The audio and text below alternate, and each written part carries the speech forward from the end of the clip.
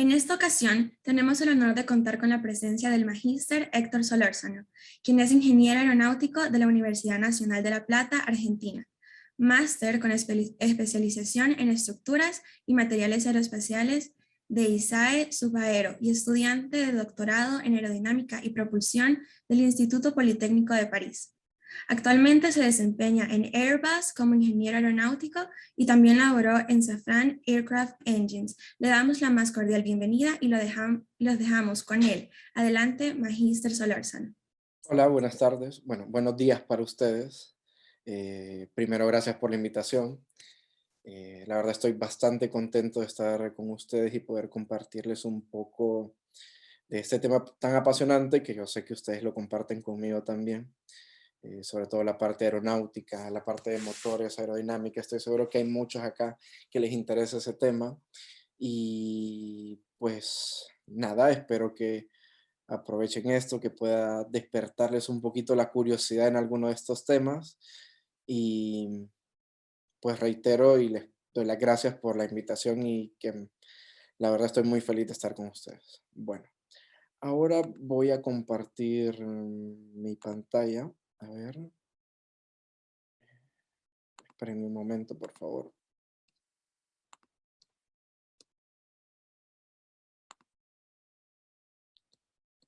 Ok, compartir. Ok, ¿me pueden confirmar si pueden ver la presentación?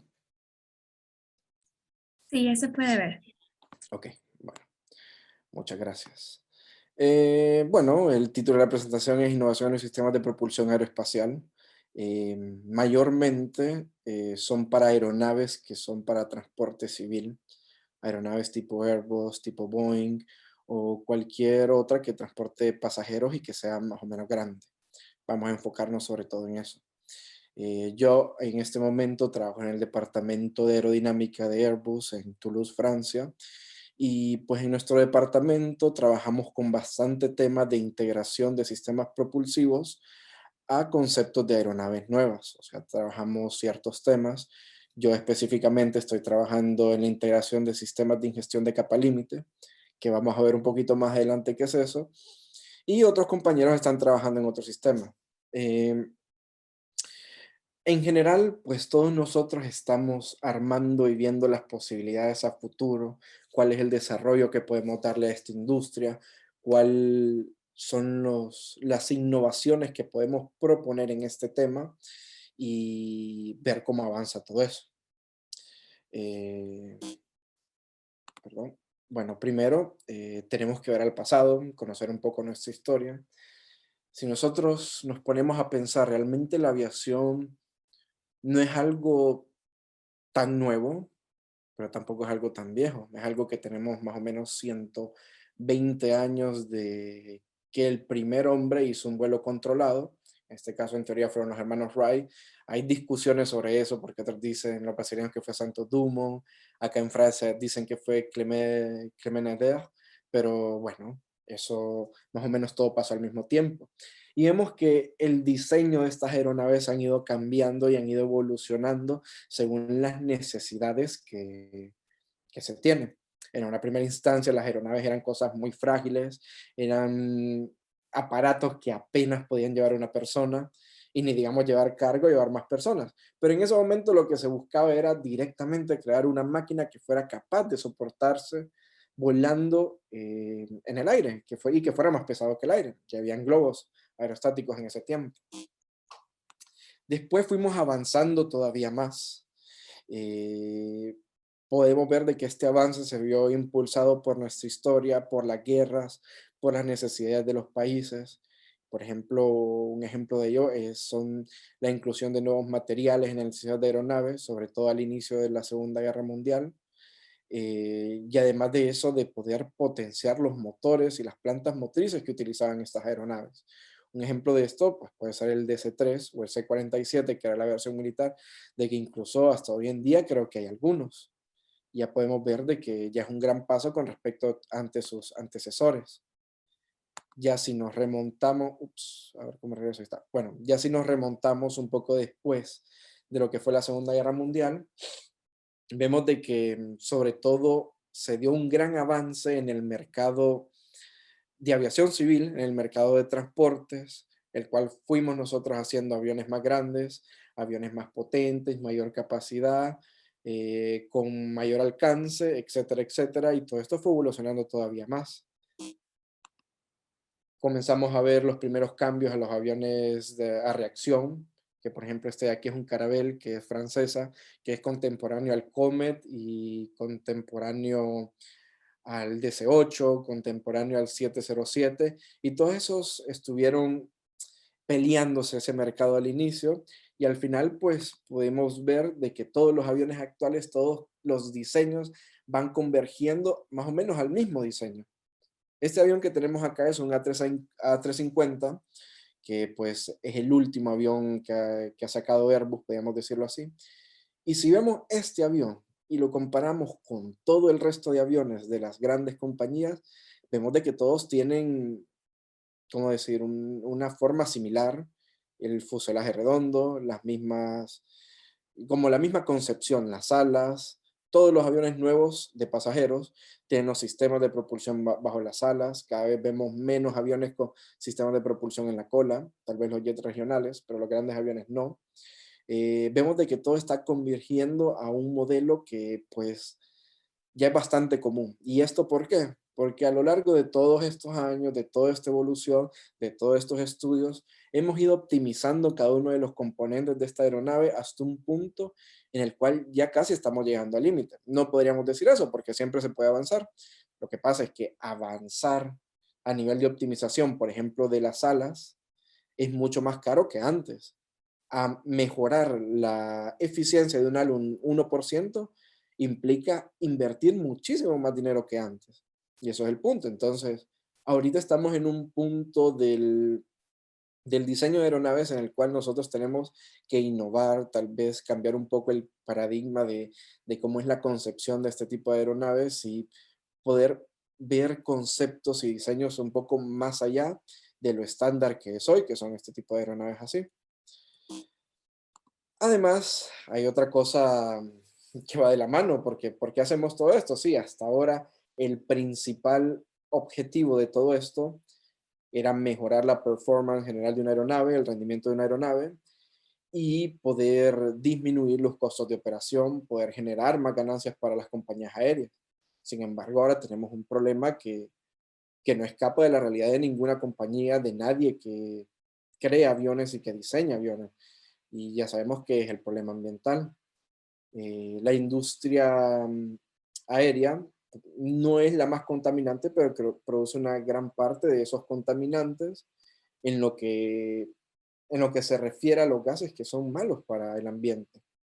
Nosotros aquí podemos ver un gráfico que es, para dar una idea, no da valores cuantitativos, solo es cualitativos, en el cual, bueno, este estaba basado en el año 2010, en el cual podíamos ver la evolución de las emisiones de CO2 si nosotros no hacíamos ninguna acción, si no cambiábamos, si seguíamos diseñando aviones que fueran del mismo estilo. Vemos de que ese consumo de CO2 iba a aumentar, no sé si iba a aumentar de una razón lineal, pero iba a aumentar y pues había que tomar acción en eso, hay que tomar acción en eso. Por ejemplo, este gráfico del IATA, el que he sacado de un informe del camino de la concepción de aeronaves de aquí al 2050, se proponen varias soluciones para poder disminuir la emisión de CO2 en los aviones de aquí al 2050, en el cual podemos ver de que ellos proponen soluciones, por ejemplo, del conocimiento de tecnología, operaciones, la utilización de combustibles que sean em, de origen biológico, que sean renovables, que tengan un impacto menor, además de algunos puntos económicos a tocar para incentivar la disminución de estas emisiones de CO2, etcétera, etcétera. Según esto, seguro que esto no toma en cuenta el impacto que ha creado el COVID, pero según esto se esperaba que más o menos entre la década del 2020 y 2035 nosotros pudiéramos disminuir las emisiones a un nivel cero, y cuando decimos un nivel cero sería de que no produzcamos más emisiones, pero que tampoco las disminuyamos porque es bastante complicado. A partir de más o menos 2035, ahí sí ya podríamos comenzar a disminuir o pensar a disminuir estas emisiones de CO2. Una aclaración de que hay que decir acá que no es solo el CO2 el gas contaminante que producen los motores, también estamos hablando de óxidos nitrosos y otros gases. Pero en general, como para dar una comparación, todos estos otros gases que son también contaminantes se hace como un equivalente a lo que contaminarían en CO2 y se utiliza el CO2 directamente como un índice de contaminación. Bueno, y al final de todo esto se espera que para el 2050 podamos disminuir directamente nuestra huella de carbono, de que disminuyamos en un 50% el carbono que nosotros generaríamos con respecto al 2010, que es el inicio de este gráfico. Ahora, ¿cuáles son las formas o cómo se espera lograr esa mejoría en lo que es la performance, no, en lo que es la optimización y la mejora en esos y la disminución de contaminantes en los sistemas propulsivos y en los aviones en general? Bueno, la primera opción es básicamente utilizar combustibles sustentables. Por ejemplo, del lado de Airbus ya se han utilizado combustibles que son biocombustibles directamente, que son de origen biológico, que son renovables en teoría, y ya se han hecho pruebas. Recuerdo que hace un par de meses hicieron, me parece que se hizo un vuelo transoceánico que resultó bien. También hay otros que son como mejoramientos operacionales, en el cual pues se podrían mejorar procedimientos, operaciones para poder hacer más eficiente el vuelo. Una de estas, creo que Airbus también hace unas semanas hizo la primera prueba de un proyecto que se llama Fellow Fly o algo así, que básicamente es que van dos o más aviones acompañados y se utiliza el vórtex generado por un avión para que el segundo avión pueda volar utilizando menos energía.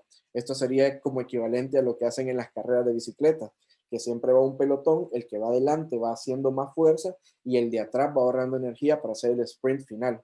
Básicamente eso es lo que proponía.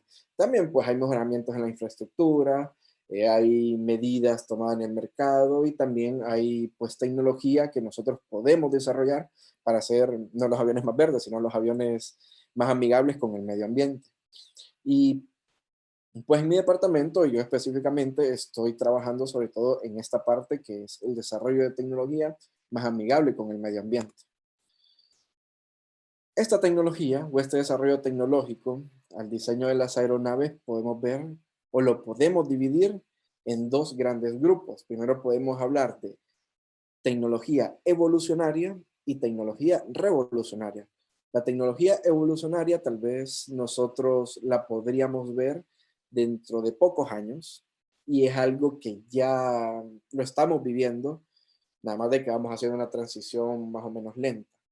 En cambio, la tecnología revolucionaria, nosotros necesitamos todavía muchas más soluciones técnicas para poder aplicar eso. Un ejemplo de las tecnologías evolucionarias puede ser el turbofan avanzado, flujos laminales, el ultrafan, que son proyectos que yo les voy a mencionar más adelante, flujo laminar híbrido, etcétera, etcétera, etcétera.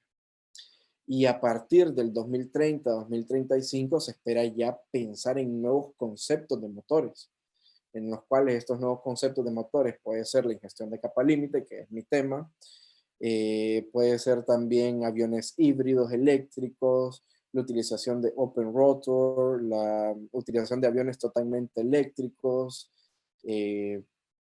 eh, propulsión distribuida, que son algunos conceptos de motores aeroespaciales que se los voy a explicar más adelante y les voy a explicar también cuáles son las ventajas, cuál es el interés y además de eso, cuáles son los problemas todavía al resolver. Hasta ahora pues solo les mencioné cuál sería la evolución de los sistemas propulsivos, pero a su vez también hay desarrollos en otros campos que como resultado nos dan la concepción del avión de futuro. Aparte de la evolución de los sistemas propulsivos, tenemos que mejorar en materiales, tenemos que mejorar mucho en electrónica, tenemos que mejorar eh, otros aspectos aerodinámicos no directamente relacionados con los motores, etcétera, y al final todo eso nos da un nuevo concepto que cambia radicalmente la concepción de una aeronave. Acá, por ejemplo, está un modelo Maverick de que Según entiendo, en este modelo hicieron una maqueta a tamaño reducido, lo hicieron volar, y básicamente aquí lo que estaban estudiando era como que la mejora de utilizar un blend and wing body, que básicamente es un avión achatado, que es un ala volante, podríamos decir así, con respecto a lo que es un avión común de fuselaje y alas como componentes separados. Bueno, vamos a detallar un poco qué son estas tecnologías evolucionarias y revolucionarias. Primero vamos a comenzar con las evolucionarias, que a nivel del tiempo son las más próximas o lo que ya estamos viendo en las aeronaves. Primero, normalmente en las aeronaves comerciales grandes utilizamos motores que son turbofan. Los turbofan básicamente tienen dos flujos, un flujo primario, un flujo secundario. La evolución en lo que es este tema básicamente está siendo eh, o ha sido hasta ahora el aumento del flujo secundario con respecto al flujo primario. Ya les voy a enseñar qué es esto. Primero me gustaría comenzar con esto que muestre, con este gráfico que muestra los motores Trent, que son de Rolls-Royce, que se han ido creando a lo largo del tiempo. Acá está el eje del tiempo y acá está el eje de la reducción de CO2 según el combustible quemado. Vemos viendo que mientras avanza el tiempo, este CO2 va disminuyendo y van sacando nuevos modelos de motores, etcétera, etcétera, etcétera. ¿Qué es lo que pasa con estos motores? Bueno, estos motores van aumentando el flujo secundario, así aumentan la eficiencia, disminuyen la, el gradiente de presión que necesitan para generar propulsión y eso mejora en general la performance del motor a nivel de consumo de combustible por pasajero por kilómetro, porque normalmente así es la manera en la que se mide la optimización. Ahora, si nosotros vemos proyectos a futuro, se espera todavía disminuir eso hasta un 20-25% e incluso 30%, siempre utilizando este mismo tipo de tecnología y este mismo concepto de motor aeronáutico o de motor que utilizamos hasta ahora. Estamos hablando del turbofan. Y esto yo les comenté que ya lo hemos aplicado en las aeronaves. Por ejemplo, aquí hay dos aviones que son A320 los dos. La única diferencia es que uno es un A320 con los motores comunes, los anteriores, que eran los CFM56, si mal no recuerdo. Creo que también habían otras opciones. Y la aeronave nueva, que utiliza un motor LEAP de CFM, que es de Safran, y que están acá. Básicamente, si lo vemos así por encima, la diferencia entre las dos aeronaves, vemos de que el diámetro de este motor es mucho más grande que el diámetro del otro. Y básicamente ese sería el cambio entre las dos aeronaves. Claro que hay cambio también en otras cuestiones aerodinámicas más pequeñas, pero el principal cambio es este. Ahora, para explicar por qué este es más grande, vamos a utilizar un poco esto para dar unidad como es el motor. Cuando yo les hablaba de flujo primario, es el flujo que pasa por toda la parte interna del motor, la que pasa por los compresores, la que pasa por la cámara de combustión, por la turbina y sale. Y el flujo secundario es el que simplemente pasa el fan y ahí pasa por dentro del carenado, pero afuera de toda la parte interna del motor. Y en las aeronaves actuales, la mayor propulsión o el mayor empuje es generado por este flujo secundario. Entonces, ¿qué es lo que solemos hacer? Básicamente, cada vez agrandamos más el fan, agrandamos más la cantidad de aire que pasa acá y pues la parte de adentro la dejamos más o menos igual. Porque recordemos que para nosotros tener empuje, básicamente necesitamos un flujo másico y un cambio de velocidad. En los primeros motores, por ejemplo, los motores que utilizaba el 737, que creo que es un JT8, si mal no recuerdo. Para ser honesto, no recuerdo si este motor era solo turborreactor, no era turbofan, pero supongamos que era turborreactor nada más. Todo el flujo pasaba por la parte de adentro y eso no hacía eficiente la aeronave. Pasaba un bajo flujo másico y había una alta velocidad a la salida. Claro, eso me generaba el empuje. Si vemos los motores nuevos, como el del 737 MAX, vemos de que ahí tenemos una gran cantidad de aire que pasa a través de esa gran región, pero el cambio de velocidad es más pequeño y esto hace en general más eficiente. Eso es cosa que siempre lo hemos visto, pero si nos ponemos a pensar un poco más, ¿por qué es más eficiente si nosotros tenemos un cambio de velocidad más pequeño en la parte de atrás del motor, que sería básicamente el wake, que sería perdón que se me fue la palabra, la estela, vemos de que hay menos remolinos, hay menos pérdidas por cizalladura, al final es menos energía que nosotros le estamos poniendo al aire y eso hace que esto sea mucho más eficiente, bueno, y a su vez que sea más silencioso y que consumamos menos. Básicamente ese es el camino que estamos siguiendo hasta ahora, esa es la evolución que estamos dando y eso es lo que proponen seguir haciendo. Eh, para darles una idea, vamos a regresar un poco, el CFM56, si mal no recuerdo, anda en un bypass radio. Bypass radio es la relación entre la masa que pasa por dentro del motor y por fuera del motor. El del A320 normal anda más o menos, creo que entre un 5 y 9. En cambio, de este nuevo anda entre un 10 y un 12. Y eso hace que sea mucho más grande y el diámetro aumente motor a mucho. Por ejemplo, aquí vemos la relación. El CFM 56 tiene a partir de 1,5 metros y este otro de aquí vemos de que aumenta a partir de 1,76 m hasta 1,98 según el modelo que utilizamos. Esto incrementa el bypass radio, que es lo que pasa por acá, y disminuye la presión en el fan, que el fan directamente es esta primera etapa. Bueno, ¿qué es lo que hay a futuro? Perdón, me falta esta. Y aquí, pues, básicamente vemos el gráfico de la eficiencia propulsiva, que vemos de que este aumenta con respecto al bypass radio, que son estos de acá. Vemos de que esta gráfica tiende a aumentar y a su vez, si ponemos atención a la fan pressure radio, que sería como que el gradiente de presión en el fan, que es la primera etapa, vemos de que encontramos su punto máximo a un valor más bajo. Eso va ligado al ahorro de energía que yo les comentaba que nosotros dejamos de meterle al aire, que es energía que al final nosotros ni la utilizamos. Básicamente ahorita lo que estamos haciendo, estamos tirando esta curva cada vez más y más y más para arriba. Bueno, ahora, ¿qué es lo que hacen las grandes empresas? Las grandes empresas, si mal no recuerdo, creo que está el Rolls-Royce, está haciendo el UltraFan, de que el UltraFan pues, es un motor que tiene un diámetro todavía más grande y lo hace más eficiente. Acá, por ejemplo, hay un videíto que nos muestra eso.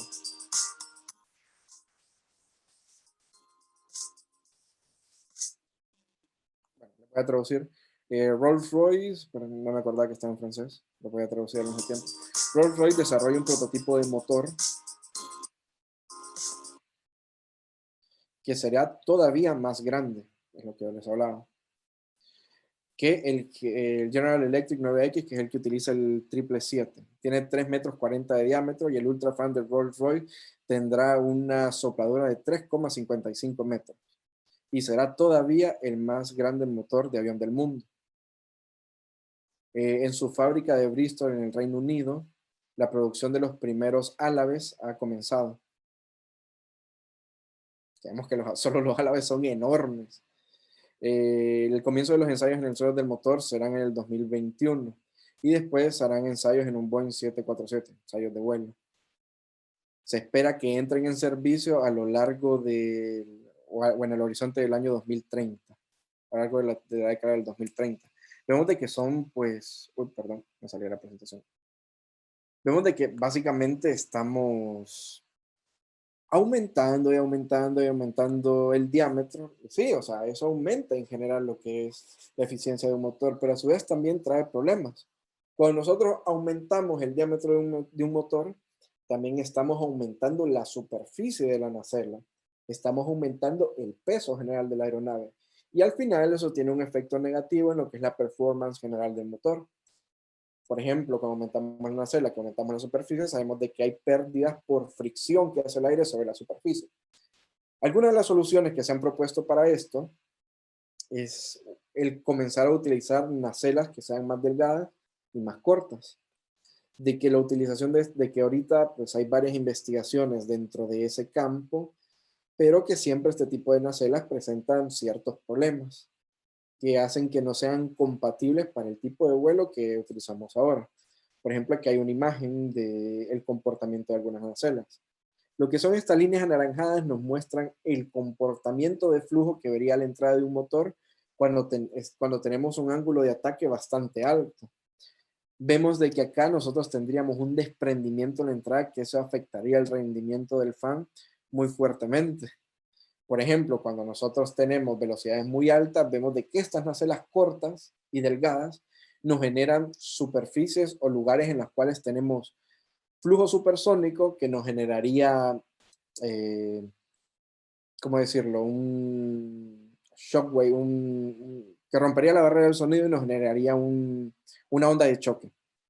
Una onda de choque y que eso obviamente afectaría mucho, mucho, mucho la performance de la aeronave, etcétera. Entonces, digamos, simplemente utilizando nacelas cortas y nacelas delgadas no puede ser una solución. Bueno, en su momento trabajé en otro proyecto que básicamente era una nacela con un slot en esta parte, en la cual se pretende, sí, utilizar nacelas delgadas y cortas en, en motores turbofans de un alto bypass radio, como por ejemplo el Ultrafan que les mostré de Rolls-Royce, pero también adaptar lo que sería un slot en la parte delantera del motor. Esto para poder acoplar y mejorar el flujo según la condición de vuelo al que éste se encuentre.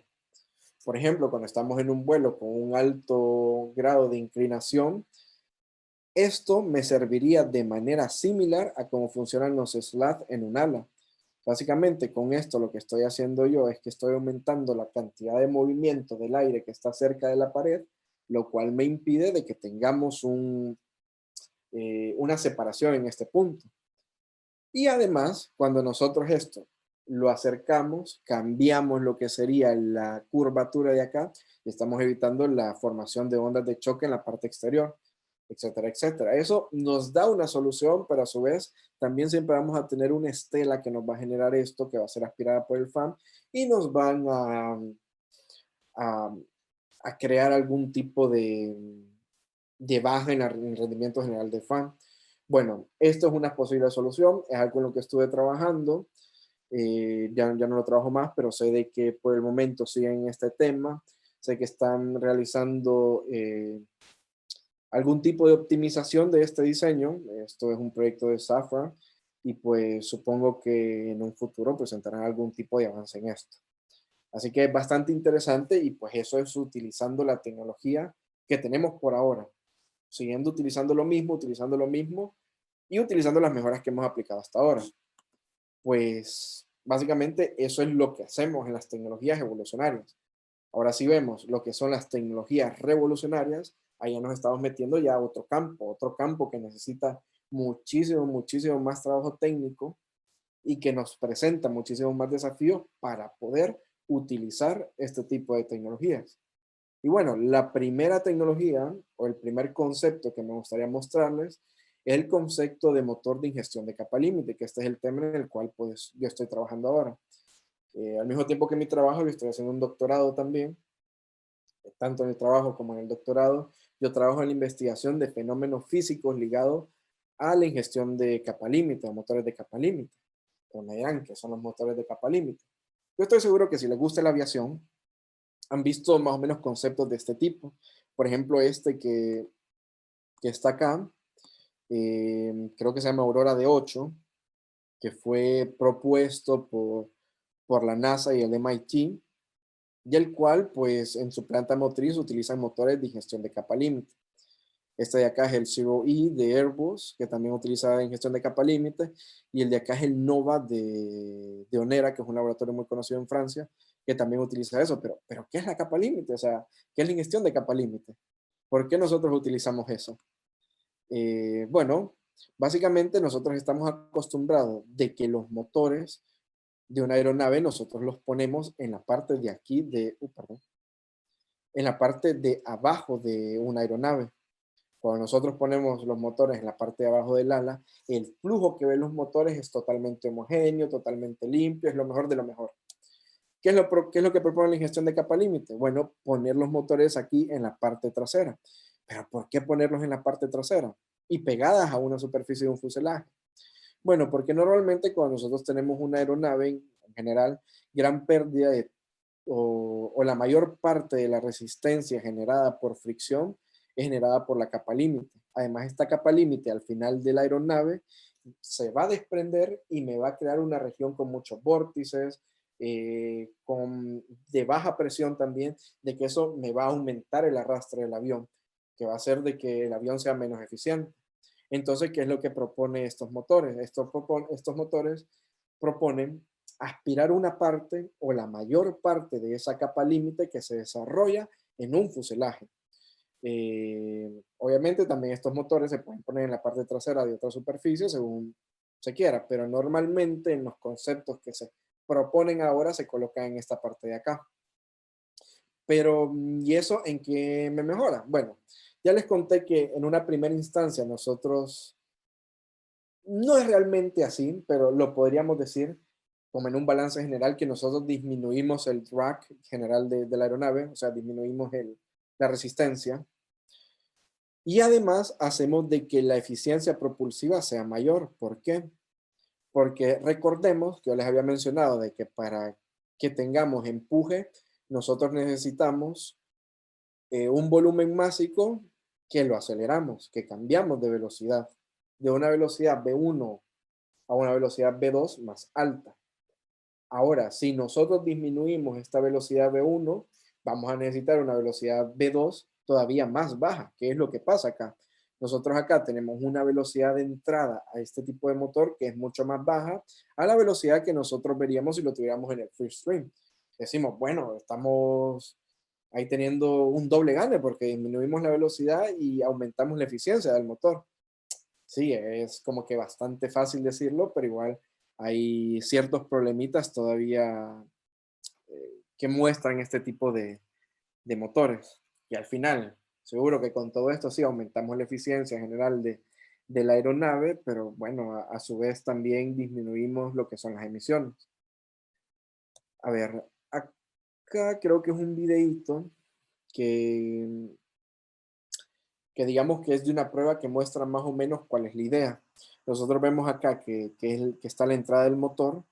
Vemos acá que hay una placa plana, que directamente esa placa plana podría ser el fuselaje, y vemos más o menos cuál es la idea que propone esto. Si vemos las líneas azules serían la porción de capa límite, que, bueno, olvidé mencionarlo, pero la capa límite es una zona de flujo pegado a las paredes, en las cuales la cantidad de movimiento ahí disminuye, hay muchos efectos viscosos y pues básicamente es lo que a nosotros nos genera la mayor parte de la resistencia en una aeronave, todos esos efectos viscosos. Bueno, aquí vemos de que el motor directamente ingiere lo que es esta capa límite y la tiene que poder soportar o tolerar. Vemos de que hay una entrada, etcétera, etcétera, etcétera. Ups. A ver. Ahora, si vemos esta imagen de acá, vemos de que hay una cosa bastante interesante. En esta parte superior, nosotros vemos un flujo de aire bastante bueno, normal, tranquilo. Y en esta parte inferior vemos aire que está más lento, aire que está en torbellinos, aire que no es bueno, que el motor no llega a tolerar. Al menos con la tecnología actual, un motor se va a hacer añicos en nada. Porque recordemos de que todo esto gira. Cada vez que gira, nosotros tenemos un cambio en lo que serían los esfuerzos del álave. Y bueno, y cada vez de que estos esfuerzos de los álabes cambian, me van a crear una eventual fatiga en lo que es los álabes en general y obviamente esto va a fallar. Además acá el concepto se muestra muy, o bueno, la imagen lo muestra muy conceptualmente, cosa que no es así, la verdad, y tenemos muchísimas cosas que cambian. Perdón, que aquí me salió otra vez, sin querer.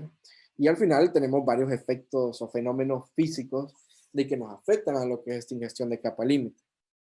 Algunos de los efectos físicos que podemos ver, por ejemplo, este plano de aquí atrás, todo esto es hecho con CFD, con mecánica de fluido computacional, nos muestran directamente lo que sería la turbulencia generada por esa capa límite, que esa turbulencia generada va directamente asociado a las pérdidas por disipación en el fluido. Y esas pérdidas por disipación me generan una pérdida en la cantidad de movimiento y esa pérdida de cantidad de movimiento me genera una pérdida de velocidad y de energía que yo podría aprovechar de eso.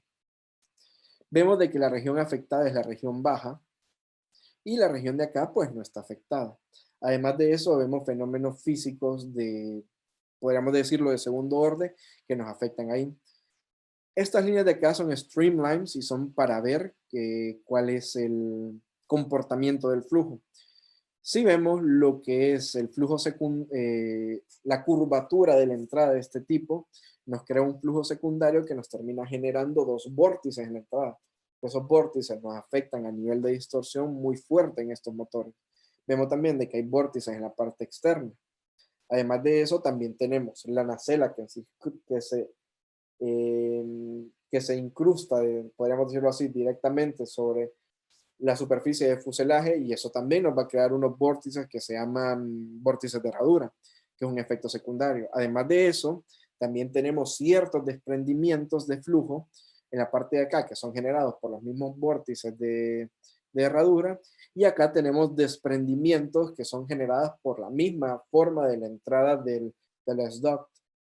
Normalmente estos desprendimientos en condiciones de vuelo con una alta velocidad, pues no van a aparecer, pero en condiciones críticas, por ejemplo en el aterrizaje, suelen aparecer directamente por la curvatura y por el cambio de gradiente de presión en esto. Esta imagen que les muestro acá, pues es una imagen de mis simulaciones, de algunos trabajos que hemos presentado, y acá no tomamos en cuenta el efecto que haría el fan. Probablemente el fan disminuiría algunos de estos efectos, pero también se vería afectado. Así que podemos decir de que uno de los grandes problemas que tiene ahora lo que es la ingestión de capa límite es directamente la distorsión de entrada que ven esos motores, que no podrían ser tolerados por los motores fan que utilizamos en este momento. Con respecto a este tipo de tecnología, yo les había mencionado que estoy sobre todo enfocado en lo que es la parte de predicción de flujo, ¿cómo decir? Normalmente al momento de diseñar una aeronave se utilizan en una primera instancia mecánica de fluidos computacional, y en una segunda instancia que es de validación sería la parte experimental. Esta parte experimental puede ser con ensayos en túneles de viento o directamente ensayos de vuelo.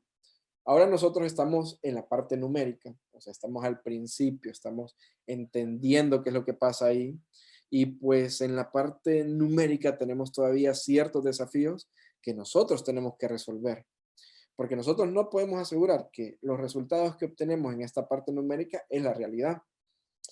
Entonces nosotros estamos llevando a cabo ciertos estudios, estamos viendo cómo mejoramos estos esquemas numéricos, estas configuraciones de simulaciones para poder predecir de una mejor manera todos estos fenómenos físicos. Cuando nosotros hacemos simulaciones, o sea, es bien bonito poder ver los autos, poder ver los streamlines, poder ver el motor, etcétera, etcétera, pero hay un montón de detalles que no son exactamente los mismos en la realidad. Por ejemplo, al momento de resolver esto, nosotros estamos asumiendo de que no tenemos tensiones en el flujo, lo cual no es verdad, y estamos directamente diciendo de que en lugar de tensiones tenemos una viscosidad turbulenta, que ahí ya le agregamos otro modelo y otro modelo y otro modelo, y así nos vamos alejando de la realidad. Entonces ahora estamos entendiendo esto, estamos buscando poder comprender esto, y una vez que logremos comprender bien esto, le podemos dar soluciones a los problemas que tenemos acá. Al mismo tiempo, yo les hablé de algunos problemas generales de la distorsión. Normalmente, cuando uno diseña motores, ya hay ciertos índices de distorsión que son creados, pero acá como estamos hablando de conceptos nuevos de motor, tenemos que desarrollar nuevos índices de motor, perdón, nuevos índices de distorsión para este motor. Y también, pues nuestro trabajo se está llevando ahí en ese punto. Por ejemplo, aquí les muestro dos publicaciones, de que acá fue en un póster que participamos en un evento eh, hace un par de meses, o hace bastantes meses, la verdad.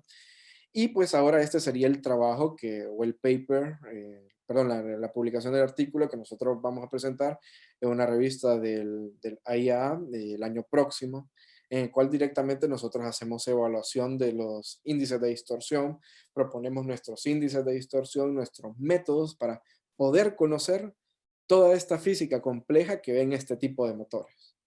Ahora, este tipo de motores, ¿cuándo los vamos a ver? ¿Cuándo los podríamos aplicar? Uf, tal vez de 2035, 2040 para allá, si es que logramos resolver los problemas de distorsión que, bueno, que yo acabo de comentar.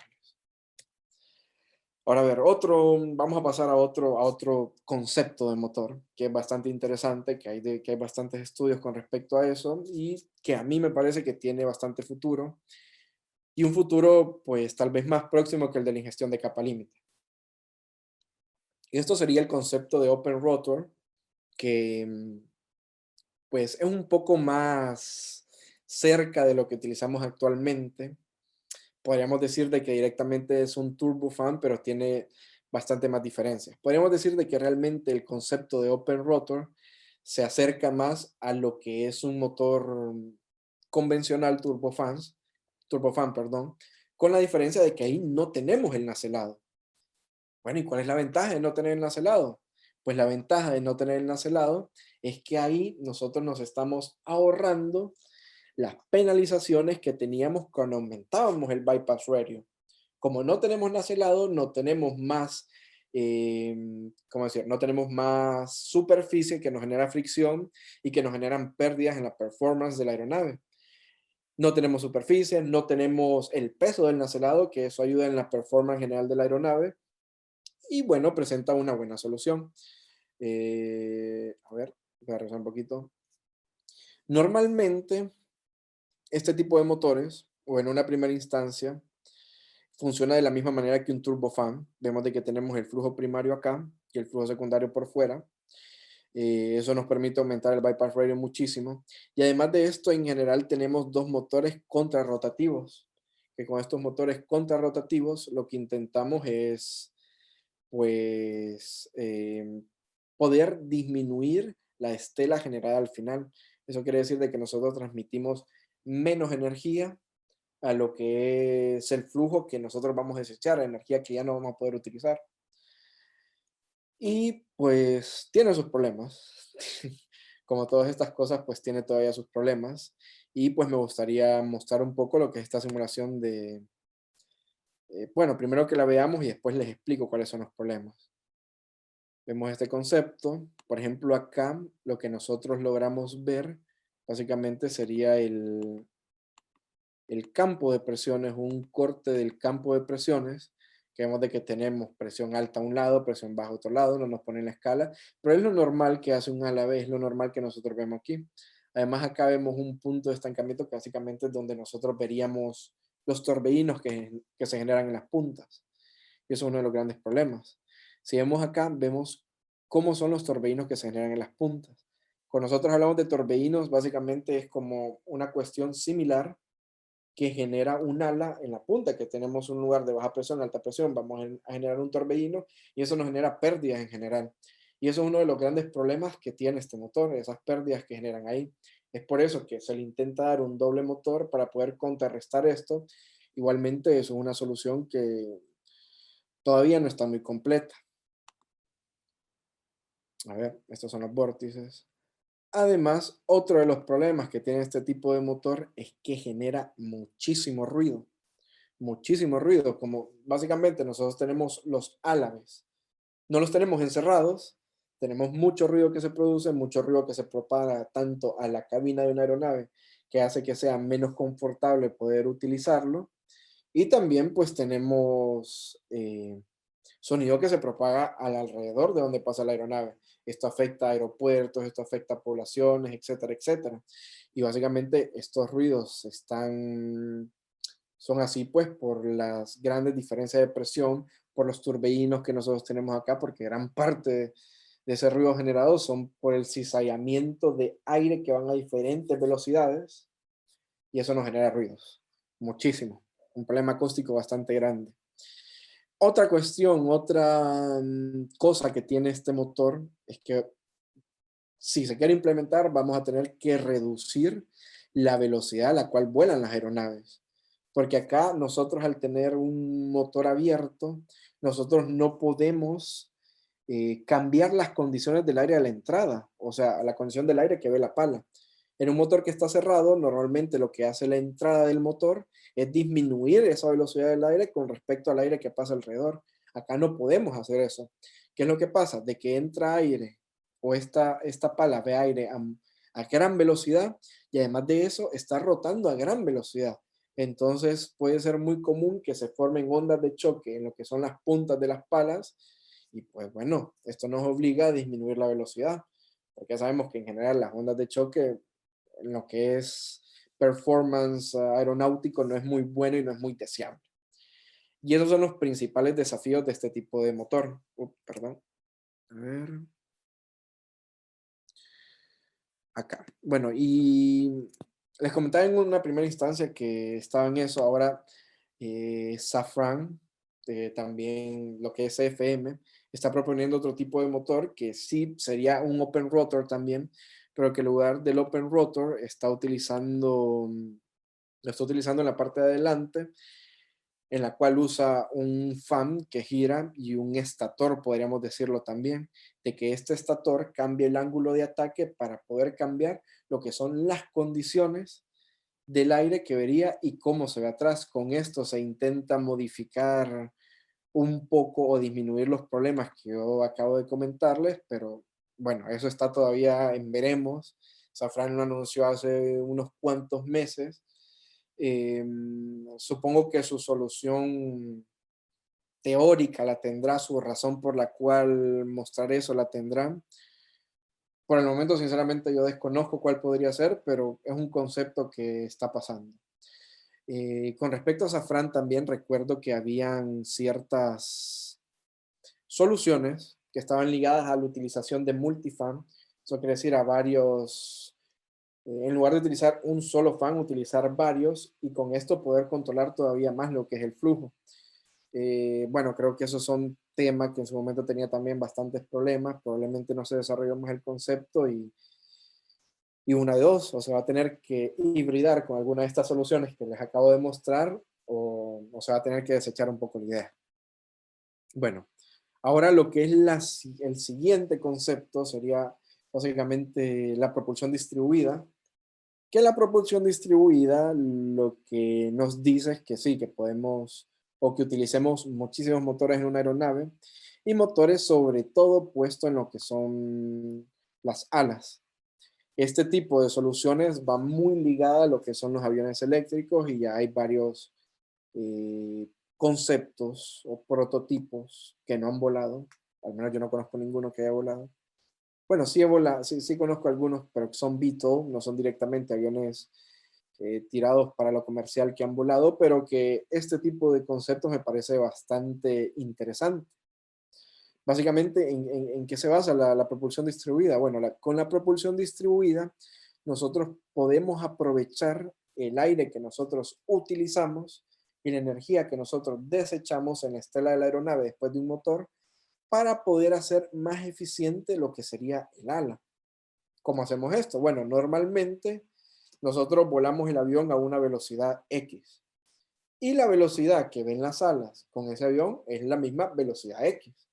Ahora, si nosotros ponemos los motores justamente en todas las alas, estos motores van a aumentar la velocidad que ven las alas. Al aumentar la velocidad que ven las alas, podemos aumentar la sustentación de esas alas, lo cual nos permitiría, por ejemplo, despegar o aterrizar a unas muy bajas velocidades. Y además de esto nos permitiría reducir el espesor del ala, que básicamente el espesor es lo que más, bueno, el espesor y la curvatura es lo que más ayuda al aumentar la sustentación del ala, pero a su vez es lo que más genera fricción. Y además de esto, como el resto de la superficie vería una velocidad un poco más baja, pues también ahí reduciríamos eh, lo que es las pérdidas por fricción sobre la superficie. Así que yo veo o considero de que es una solución bastante interesante, una solución que seguro se aplica con muchas, eh, como digo, con otras soluciones que les he presentado acá y que va muy ligada sobre todo a lo que es el avión eléctrico. Otra cosa en la que esto mejora la aerodinámica es que, por ejemplo, al tener varios motores, tal vez se podría aplicar algún tipo de control directamente ligado con el motor. Por ejemplo, si nosotros queremos hacer una guiñada, tal vez ya no sea necesario tener un estabilizador vertical tan grande y directamente nosotros podamos hacer ese movimiento con lo que es los motores. También podríamos crear aeronaves que son más eficientes aerodinámicamente, pero menos eficientes en estabilidad y poder compensar esa estabilidad con la utilización individual de estos motores. Así que a mí me parece muy, muy buena solución. A ver, por acá tenía otra cosa que mencionarle. Ah, sí. Por ejemplo, acá si nosotros vemos esta ala, en general con los motores de propulsión distribuida, también se pone un motor en lo que es la punta del ala. Si nosotros recordamos en la punta del ala, casi siempre tenemos vórtices que van de la parte inferior a la parte superior, de que estos vórtices se reducen bastante con la utilización de winglets o de aparatos en las puntas de alas. Pero con esto, pues, lo que se podría hacer directamente es poner dos motores que vayan en la dirección contraria a lo que es estos vórtices generados, y con esto podríamos aprovechar la energía que llevan los vórtices en esa dirección, y además de eso, aumentaríamos la eficiencia general de la aeronave. Así que, muy buena solución, bastante interesante, y vamos a ver qué nos dice el futuro con respecto a esto. A ver, otro que es muy sonado, muy escuchado, que estamos viendo bastantes prototipos, pero bastantes prototipos a nivel, digamos, de vuelo recreacional, de vuelo privado. En palabras así, no tan técnicas, podríamos decir avionetas, son básicamente los aviones eléctricos. De que los aviones eléctricos, pues también es una tecnología que tiene bastante futuro y en la industria se ha visto bastante estudio, bastante interés, bastante avance en todo lo que es este tipo de tecnología. Y normalmente, pues este tipo de tecnología está combinada con otro tipo. Por ejemplo, aquí vemos el concepto que este avión es un proyecto que se llama Ampere, de que es de Lonera, y el que utiliza motores eléctricos con la propulsión distribuida. Otra podría ser el IFAN de Airbus, que bueno, que ya no se sigue haciendo, se canceló, pero igual Airbus sigue haciendo esfuerzos en lo que son otro tipo de diseños y estudios sobre esta tecnología. Ahora, los motores eléctricos, acá los podríamos dividir en tres grandes familias, podríamos decir. El primero sería pues motores que son totalmente eléctricos, perdón, aviones que son totalmente eléctricos, quiere decir de que no se utiliza ningún tipo de combustible, aviones híbridos eléctricos, que podríamos decirlo de que es lo más parecido posible a los autos híbridos que tenemos hoy en día, y hay aviones que utilizan sistemas turboeléctricos, quiere decir de que generan su propia energía a partir también de combustibles fósiles, pero la logran aprovechar de una mejor manera. Si nosotros vemos el esquema de los aviones totalmente eléctricos, es lo más sencillo. Básicamente es una batería que se carga, pasa a un motor eléctrico y ese motor eléctrico pues da energía a los fans, que normalmente sería lo equivalente a cómo funciona una aeronave pilotada remotamente, un dron, un Airbus, eso. Si vemos los sistemas híbridos eléctricos, que son los que hoy hice la comparación de que son más parecidos a los autos, ahí hay más o menos tres arquitecturas para poder hacer eso. Primero está el paralelo híbrido, en la cual la batería y, y la energía que me da el combustible están directamente conectadas al eje del motor. Esto quiere decir de que el motor puede recibir potencia de ambos, del combustible o de la batería. La cosa es que acá nosotros no cargamos la batería con el combustible. Nosotros tenemos una cantidad limitada de batería acá. Después, lo que sería en serie, en el que básicamente nosotros tenemos un combustible de que genera energía a través de motores quemando combustible en las cámaras de combustión. Tenemos un generador, que ese generador nos carga una batería y también podemos utilizarla en los que son motores, que todos son motores eléctricos. Y también tenemos pues la mezcla de los dos, de que son en serie y paralelo, en el que básicamente es una mezcla de estos dos, en el cual podemos generar energía a través de esto, pero nosotros no podemos cargar la batería, sino que simplemente nosotros podemos utilizar los motores eléctricos. Y ahí si vemos la parte de los sistemas turboeléctricos, vemos de que acá pues no tenemos batería en lo que son este tipo de arquitecturas y básicamente nos limitamos a crear la energía que utilizan los motores eléctricos a partir de turbinas a partir de turbinas que agarran la energía que nosotros creamos del combustible de la cámara de combustión.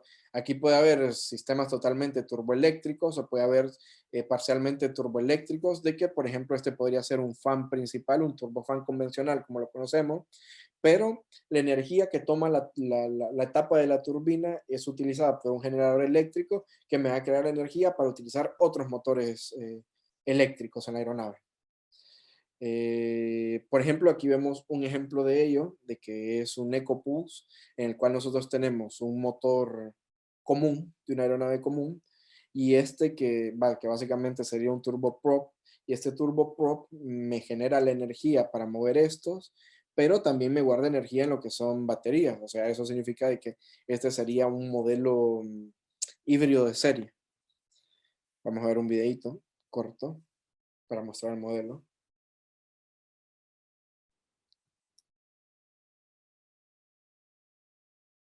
Y que además, pues este modelo utiliza propulsión distribuida, como les mostré antes.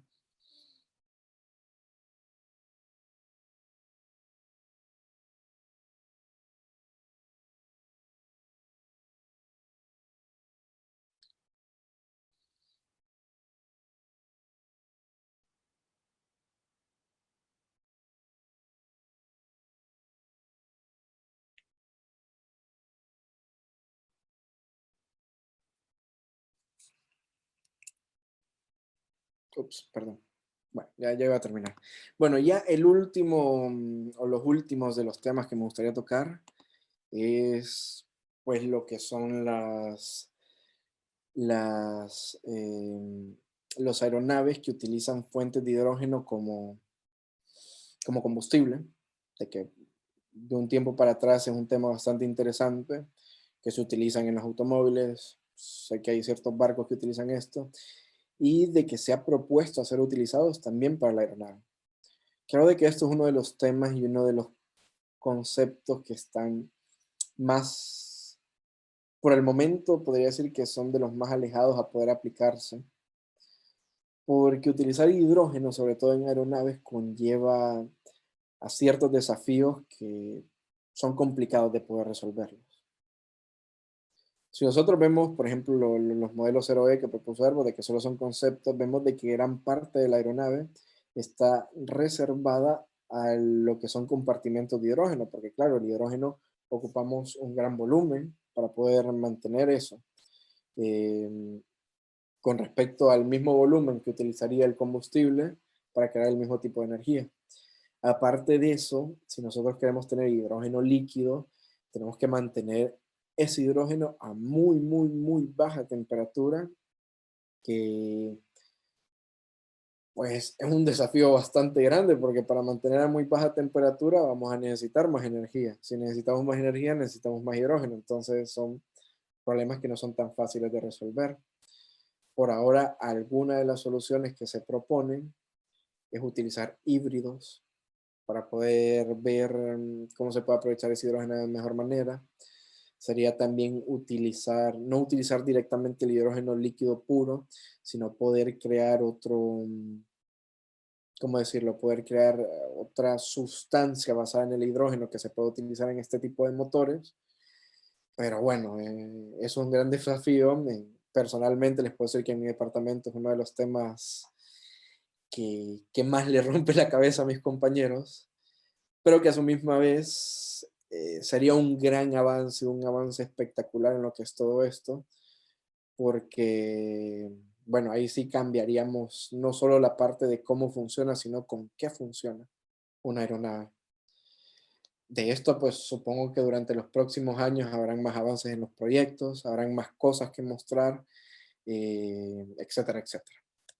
Ahora creo que en los últimos minutitos les voy a mostrar unos 3, 4 conceptos de aeronaves que utilizan un compendio de estas tecnologías que les acabo de mostrar. Pues el primero, y de que pues lastimosamente este año fue cancelado, es el IFAN X, de que este año se esperaba poder construir un demostrador que vuele, básicamente utilizando un avión ya existente y cambiando un solo motor a un motor que fuera totalmente eléctrico. Si vemos acá, nosotros tenemos un generador un generador que es directamente eléctrico. Estos motores sabemos de que no pueden tener una salida para generar energía eléctrica, entonces se ponía una turbina acá y básicamente esto lo convertía en un motor, en un avión híbrido en serie, porque nosotros con este generador poníamos energía acá y también pues teníamos la energía que nos creaba o la propulsión que nos creaban los motores normales. Con esto lo que se esperaba era poder testear tecnologías a nivel eléctrico, a nivel eh, de conocer y de mejorar lo que sería la performance de un motor eléctrico para aplicarlo a algo que fuera más grande. Como les conté, lastimosamente este año, perdón, fue cancelado el proyecto. Ya se habían hecho muchísimos ensayos de túneles de viento y se tenía pensado hacer un prototipo, pero se canceló. Sin embargo, pues les puedo comentar de que igualmente del lado de Airbus se está haciendo todavía muchísimos estudios y avance en otros proyectos que están relacionados a lo que es la propulsión eléctrica. Pero podríamos decirlo de que ya no es solo de un motor eléctrico, sino de aviones eléctricos y de que son conceptos mucho más complicados y completos, podría decirlo.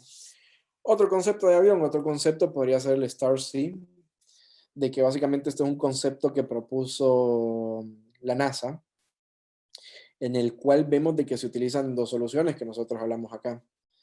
Vemos acá en la parte de atrás que tiene un motor, de que básicamente este es un motor de ingestión de capa límite, de que me aspira toda la capa límite que es generada por el fuselaje, mejorando la eficiencia general de la aeronave y además utiliza motores convencionales, turbofan.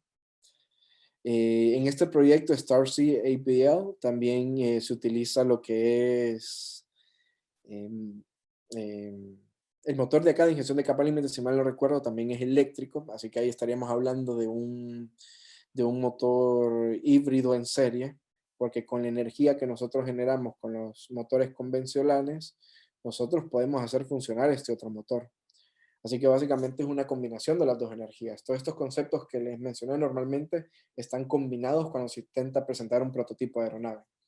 Aquí vemos otro de que es el Nova de Lonera, de que vemos de que aquí tenemos un motor de capa límite, que este tipo de motores normalmente nosotros lo llamamos motor a 180, porque podemos decir de que solo me toma la capa límite de un sector de 180 grados del fuselaje, lo cual es menos realmente, pero le llaman de 180. Acá tenemos un tipo de entrada que se llama S-Dock, de que es utilizado en otro tipo de aeronaves, pero también en lo que son motores de ingestión de capa límite. Y pues este concepto permitió, obviamente no es un concepto real, solo se realizaron estudios, permitió poder verificar cuáles son las mejorías que presentaría la utilización de ese tipo de motores. Acá también, como curiosidad, podemos ver de que el fuselaje cambia. Básicamente, estos son mejoras aerodinámicas con el fuselaje, en el cual nosotros utilizando fuselajes que sean más similares a lo que es un perfil aerodinámico, podríamos generar sustentación con el mismo fuselaje y a su vez esto mejoraría la eficiencia general de toda la aeronave. Y por último, que creo que sería uno de los conceptos más complicados y de que mezcla todo esto, es un concepto de los Zero E. Hay que aclarar de que Airbus en su momento presentó tres ideas, pero esas ideas solo son ideas por el momento. No se sabe en cuál de los tres se va a presentar, pero este que les muestro acá es como que el concepto de aeronave que mezcla la mayor cantidad de soluciones innovadoras. Acá podemos ver de que hay ingestión de capa límite, no ingiere toda la capa límite que se genera en la parte superior del fuselaje. Vemos de que hay también propulsión distribuida. Vemos de que hay también utilización de hidrógeno para poder propulsarse. Y también vemos una solución que es el Blend and Wind Body, que utiliza todas las superficies de la aeronave para generar sustentación. Así que si nosotros agarramos teóricamente todas estas innovaciones que nosotros proponemos, un tipo de aeronave así como esta sería como que la aeronave más eficiente en las próximas décadas. Ahora, esto implica muchísimos desafíos que estamos pues trabajando para poder solucionarlos y esperamos poder avanzar muchísimo en eso para poder ver estas mejoras en unos años. Así que con esto termino mi presentación, con esto me despido. La verdad fue una presentación, intenté hacerlo dentro de una hora para poder dejar un poco más de espacio en la parte de preguntas y respuestas. Y pues si algo les interesa, puedo seguir a hablar un poco más de esto. Hasta ahora simplemente les di una idea, pero hay mucho, mucho, mucho rollo más que hablar en todos estos temas. Así que pues muchas gracias por su atención y quedo pendiente de sus preguntas. Muchas gracias, Magister Solórzano, por su valioso aporte. A continuación, procederemos a iniciar el segmento de preguntas y respuestas. Pueden hacerle sus preguntas por medio del chat de Zoom para que se les pueda leer al Magister Solórzano. O si gustan, activar su micrófono para hacer su pregunta personalmente. Pueden levantar la mano en Zoom para poder cederles la palabra.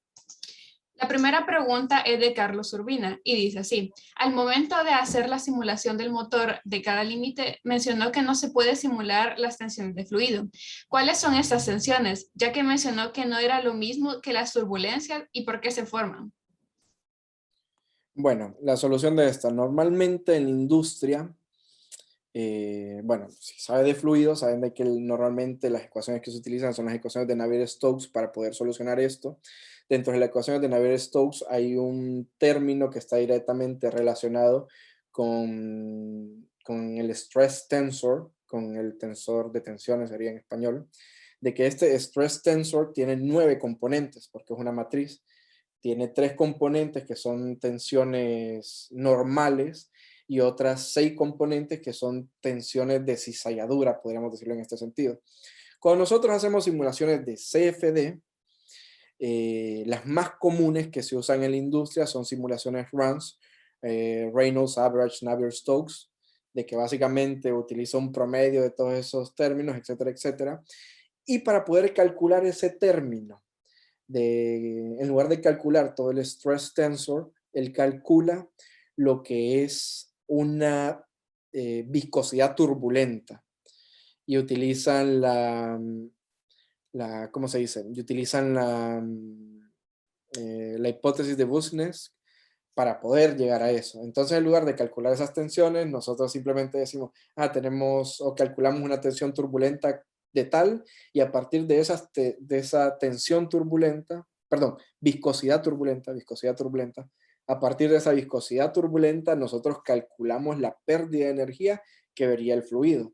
Esos son para los modelos RANS, que son los que más se utilizan en la industria, porque en la industria al final nosotros lo que queremos son soluciones más rápidas.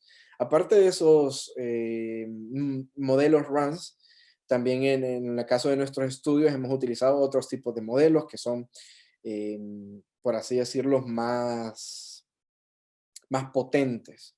Dentro de la misma familia de los modelos RANS, hay una familia de modelos que se llaman RSM, Reynolds, Reynolds Stress Model, que significa RSM, que es una familia, en la cual sigue siendo una simulación RANS, pero en lugar de utilizar la hipótesis de Busines, de decir tenemos una viscosidad turbulenta, nosotros calculamos todo el stress tensor en ese término. O sea, en lugar de que nuestra simulación básicamente utilice una sola ecuación para calcular ese término, utilizamos 6 ecuaciones para calcular ese término. Esto sí, puede que nos dé una solución mucho más parecida a lo que nos daría en la vida real, pero es muchísimo más costoso a nivel de ¿cómo decirlo? A nivel de necesidades de cómputo. Nos va a tardar mucho más tiempo, es mucho más complicado hacerla converger a una buena solución, etcétera, etcétera. Eso son dentro de los modelos RANS. Aparte de eso, hay otros modelos que son todavía más potentes, pero que nos piden todavía más requisitos y más potencia computacional para poder resolverlos. Dentro de nuestras mismas investigaciones, aparte de RANS, también utilizamos otros modelos que se llaman DES en español, que sería Detached Eddy Simulation, en la cual en las zonas donde tenemos flujo, detached flow, en las cuales tenemos flujo separado, básicamente ahí no se resuelven las ecuaciones RANS, sino que se resuelven las ecuaciones completas. Y no solo en esas zonas, sino en las zonas también donde tenemos gran vorticidad, donde tenemos torbellino, donde tenemos todo eso. Bueno, ahora, ¿cuál es el problema de todo eso? Bueno, buscar el consenso. Decir, ¿será que con los resultados que me da el modelo que menos necesita potencia computacional es suficiente o necesitamos utilizar los modelos que necesitamos más? Esas son como que las preguntas que se intentan resolver ahora.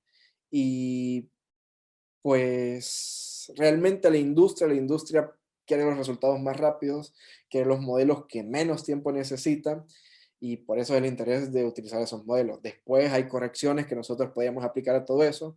Dentro del mismo runs hay correcciones de, por ejemplo, QCR 2000, que es, uy, no recuerdo qué es lo que significan las cifras, pero básicamente en lugar de tener una solución lineal a la hipótesis de Business, tenemos una solución que nos da los efectos de segundo orden.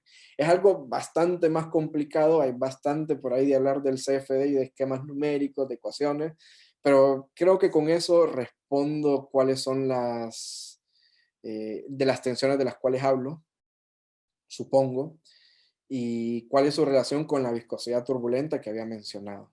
A ver, creo que hay una segunda parte de la pregunta que me la voy a permitir responder. Dice, en el modelo de propulsión distribuida, al agregar más motores al peso de esto, ¿no generarían pérdidas?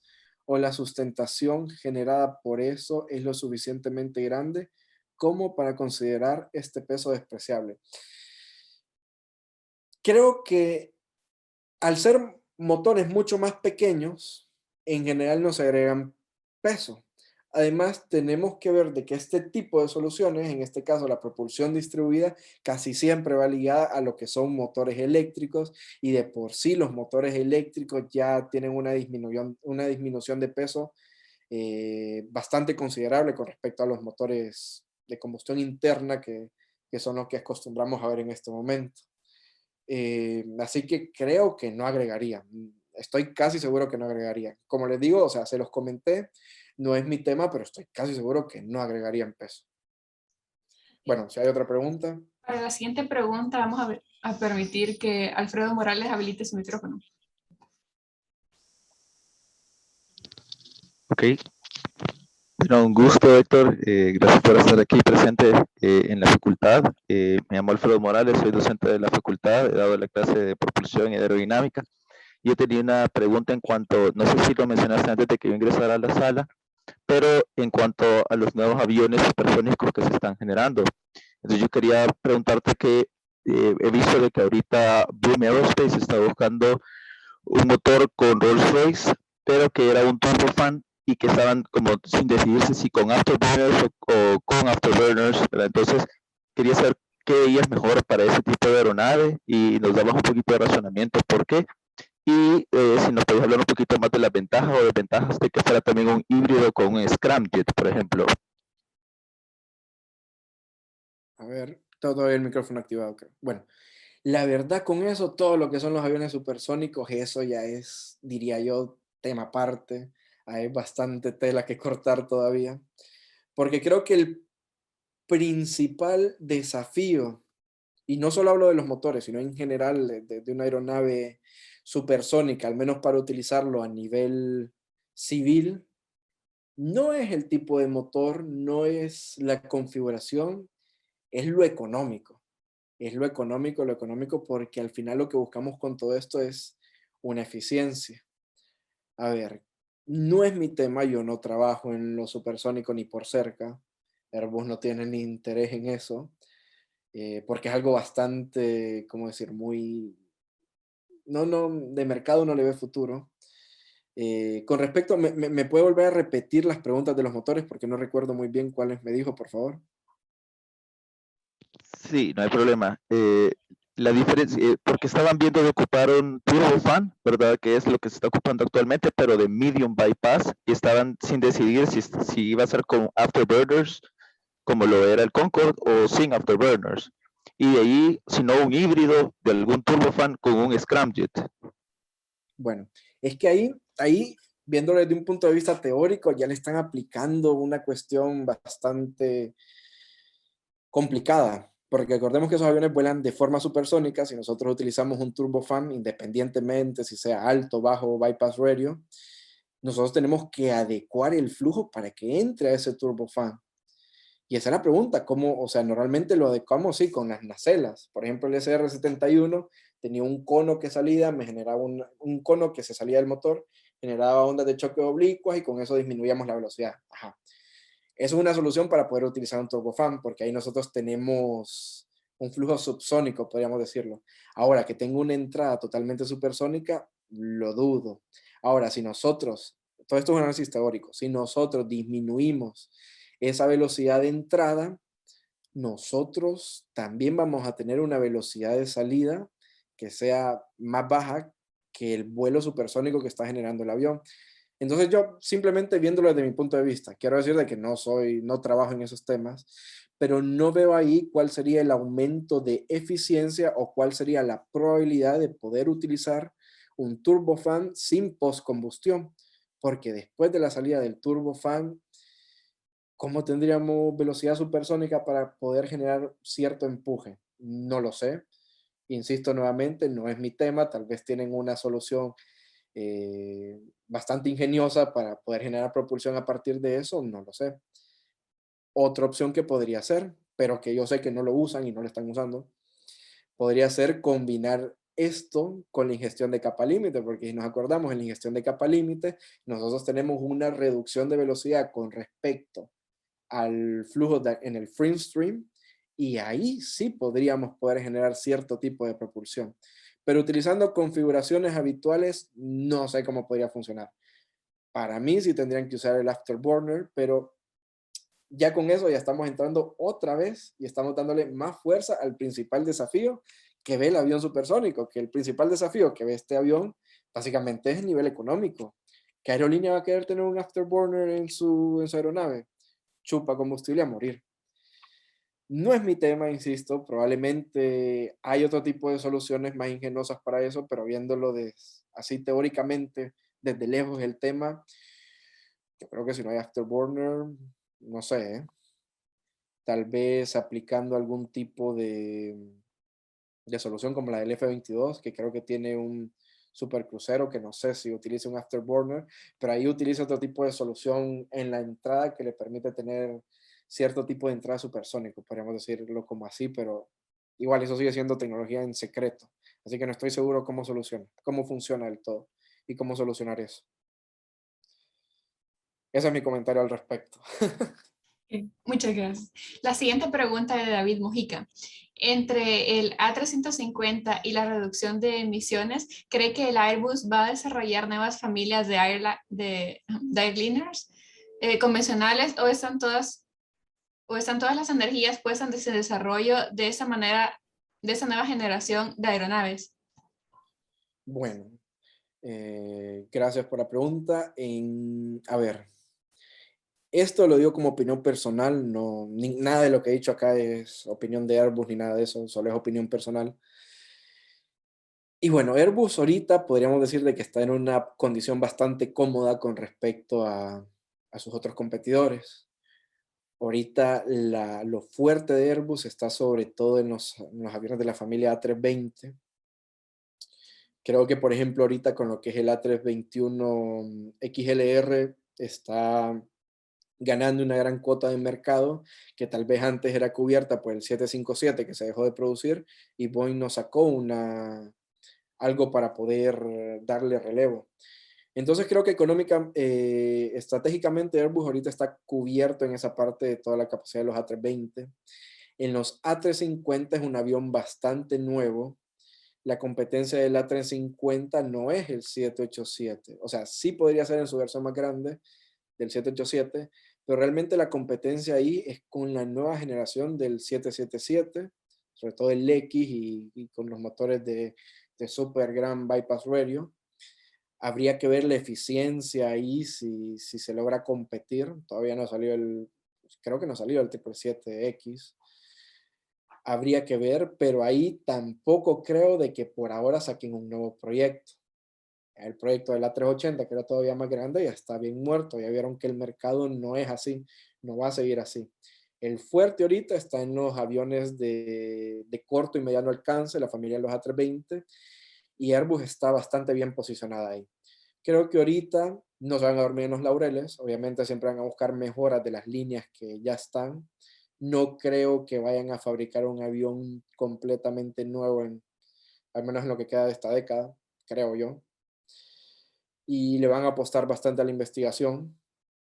También hay que decir de que esta investigación no solo es incentivada por Airbus o por las empresas privadas, esta investigación es incentivada también por los estados, por cada uno de los estados. Puede ser de que esta investigación en este preciso momento se vea un poco afectada por la condición económica de los países de Europa, pero sí se sigue investigando, se va a seguir investigando, se va a mejorar los aviones actuales, pero dudo mucho que se cree un nuevo avión en esta década, probablemente sí en la otra, aplicando las tecnologías evolucionarias que yo había mencionado al principio, pero no cambiando el concepto totalmente. Igual, si nosotros vemos la infraestructura de aeronaves, perdón, la infraestructura de aeropuertos, de operaciones, todo lo que hay en el mundo, es una infraestructura bastante grande y que ha sido generada alrededor de aeronaves convencionales, o sea, aeronaves tubulares con alas, etcétera, etcétera.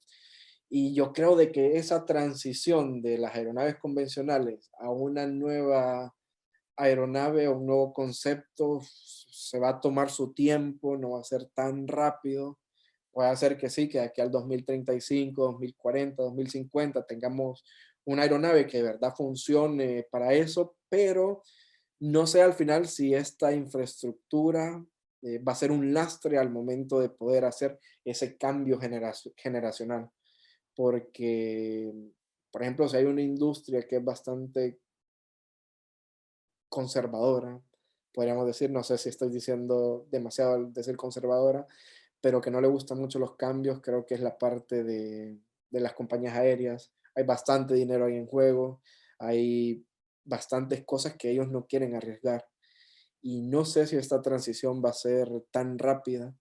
Yo sé que a nivel tecnológico sí lo lograremos, pero a nivel de verdad aplicarlo, no lo sé. Así que por ahora vamos a seguir supongo yo que vamos a seguir con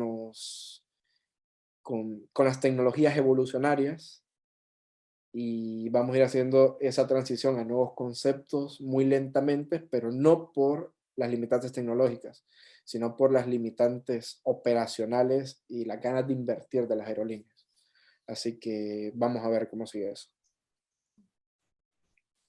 Nicole nos comenta, al utilizar la distribución de propulsión, usted mencionó que se buscaba que los motores incluso hicieran algunas funciones que realizan las superficies de vuelo. ¿Eso no genera más consumo de combustible, más ruido y más peso?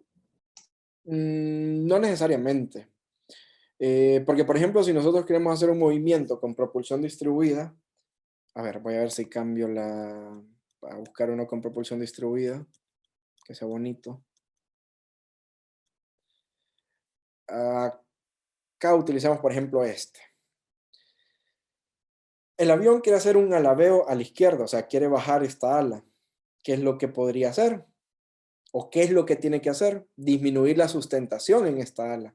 ¿Cómo disminuye la sustentación en esta ala? Disminuyendo la velocidad podría ser una forma. Entonces, para disminuir la velocidad en esta ala, simplemente le bajamos las revoluciones a los motores de este lado, disminuye la sustentación en esta ala y obviamente esa ala va a caer un poco. Ahí podríamos hacer ya este movimiento. No es necesario que le tengamos que agregar más energía. Recordemos que al final un avión puede planear sin motores. Hay planeadores que no ocupan todo eso. Y al final no me implicaría un mayor consumo de combustible al querer reemplazar eso.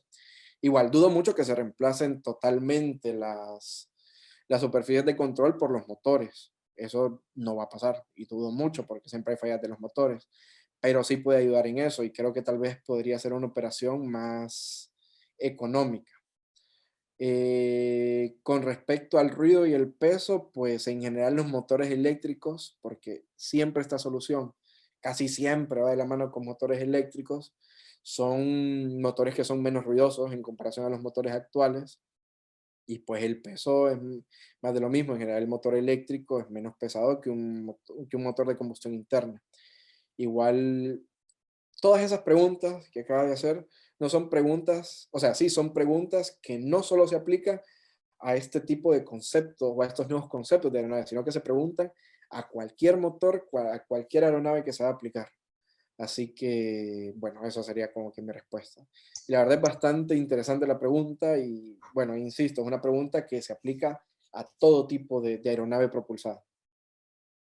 Ok. La siguiente pregunta dice de la siguiente manera. ¿Cuáles son las fases o procesos por los que pasa algún proyecto para pasar de ser solo una idea o planteamiento a ser distribuido o puesto en práctica? Bueno, a ver, creo que no es una cosa lineal. No es una cosa lineal. Por ejemplo, lo que yo estoy investigando ahora en todo lo que son los fenómenos físicos de la ingestión de capa límite, eso nos sirve para crear conocimiento dentro de la empresa. En este mismo proyecto hay otros grupos que están trabajando en otras cuestiones de ingestión de capa límite. Eso nos da conocimiento. Y así con todos los temas de investigación. Al final, todos vamos agarrando conocimientos en ciertos temas. Después, en un futuro, se propone o se podría proponer un nuevo avión que lleve esa mejora. No les hago el ejemplo de la ingestión de capa límite, pero les podría hacer el ejemplo de la introducción de materiales compuestos. Los materiales compuestos hasta hace 2, 3 décadas no era tan ampliamente utilizado en la construcción de aeronaves como ahora.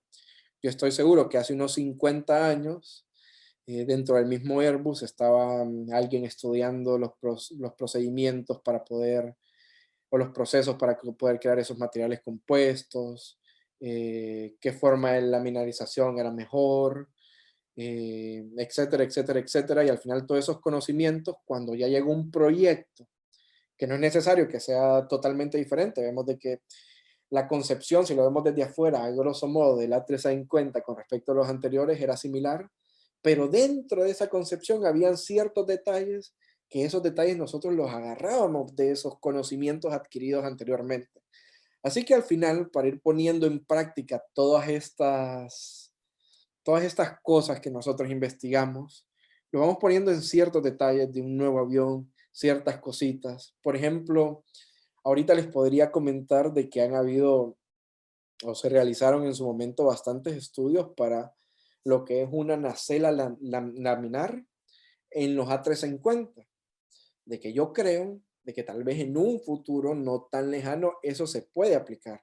Nosotros vamos a ver si sale una nueva versión del A350, vamos a ver una nueva versión del A350, pero ni nos vamos a dar cuenta de dónde viene esa mejora en eficacia. Y por ejemplo, una de esas mejoras puede venir de la laminarización en la superficie de la nacela. Pequeños detalles que se van sumando a cada nuevo proyecto y pues al final, si nuestra investigación fue buena, si analizamos buenos caminos de investigación, pues tal vez se llegue a aplicar en una tecnología. Yo en este momento no puedo asegurar que la ingestión de capa límite se va a aplicar, pero lo que sí puedo asegurar es que se está estudiando y se está aprendiendo. Ok, Creo que muchas con eso gracias. contesté. Muchas gracias por la pregunta. La siguiente pregunta es de Verónica Rosa. Voy a hacerle la palabra. Buenos días, se escucha. Sí. Bueno, mi pregunta, primero, muy buena presentación y muchas gracias por todo lo que nos ha estado comentando. Son dos preguntas en una. En cuanto a la investigación que está realizando sobre la aplicación de la ingesta de capa límite, ¿han descubierto por el momento algún tipo de dispositivo de control de flujo que ya exista, que permita aprovechar los beneficios de esa tecnología, o habría que desarrollarlo desde cero? Esa sería la primera parte. Y la segunda es, ¿qué tanta es la diferencia del comportamiento del motor de esta capa límite, o cuánto sería la diferencia estando en punto de diseño y fuera de punto de diseño? A ver, vamos a responder primero la primera pregunta. Y muy buenas las preguntas. Realmente, primero eso, dispositivos de control de flujo. Hay muchos estudios, hay bastantes estudios que proponen algunos dispositivos de control de flujo para lo que es la ingestión de capa límite. Hay unos que, por ejemplo, proponen cosas tan sencillas como vans para poder redirigir ese flujo. hay otros que proponen cambiar la geometría de la rampa de entrada, hay otros que proponen aspirar o directamente inyectar nuevo flujo en la capa límite para cambiar la cantidad de movimiento. Pero bueno, al final siempre tenemos problemas, porque, por ejemplo, utilizando los dispositivos de control de flujo pasivos, que podría ser los bands o los slots o la geometría que varía, nosotros no estamos cambiando la cantidad de movimiento dentro de la capa límite, por lo tanto el álabe siempre va a haber esa distorsión. Siempre vamos a tener una penalización, no hay una solución que sea ideal o perfecta. Puede ser que podamos disminuir ciertos fenómenos físicos, tales como los vórtices o los desprendimientos, pero esa disminución de la, de la cantidad de movimiento sigue siendo un problema. Pero al mismo vez, eso es el alma o eso es el centro de la ingestión de capa límite, porque es que nosotros queremos utilizar esa región con una baja cantidad de movimiento, porque al final eso es lo que nos da la mejoría. Entonces, ahí estamos como que un poco limitados, no es como que podemos decir, ah, sí, cambiamos esa región, utilizamos tal cosa que me cambie totalmente ese problema, pero realmente no estamos solucionando el problema, lo estamos evitando y al final estamos también evitando los posibles beneficios que nos podría dar esto. Y hay otros controles de flujo que son activos directamente, que es aspirar o inyectar flujo con más energía dentro de la capa límite, pero es más de lo mismo, estamos evitando esto. Yo creo, esto es opinión personal, yo creo que lo que es la ingestión de capa límite no podrá ser aplicada con motores turbofan que nosotros utilizamos en la actualidad. Lo dudo mucho. Ahí pueden haber dos soluciones, que cambiemos totalmente o que cambiemos de alguna manera lo que sería el motor turbofan que conocemos hoy en día. Una opción podría ser algo similar al Open Rotor, que también lo vimos.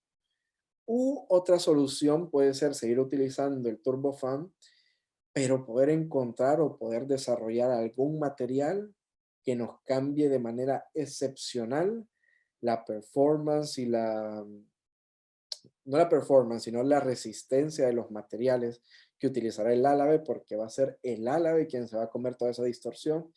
Y a su vez, saber cómo impactará esa distorsión en las siguientes etapas del motor. Así que hay varios problemas técnicos, varias cosas. Sí hay bastantes estudios en eso, pero yo personalmente no creo que sea una buena solución. Puede ser que sí sea una buena solución al principio, pero hay cosas más importantes que tenemos que solucionar antes de pasar a eso. Una sería poder comprender y poder simular los fenómenos físicos que realmente vemos ahí. Porque sí, podemos generar una solución para modificar este flujo, pero ¿cómo estamos seguros que realmente esto va a funcionar? No lo sabemos. Así que esa es mi opinión personal, eso es lo que creo. Y con respecto a la segunda pregunta, realmente lo olvidé. ¿Me la puedes repetir, por favor?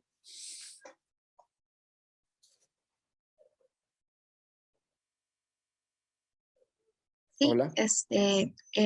la segunda era qué tanta es la diferencia del comportamiento del rendimiento del motor cuando está en punto de diseño y fuera de punto de diseño.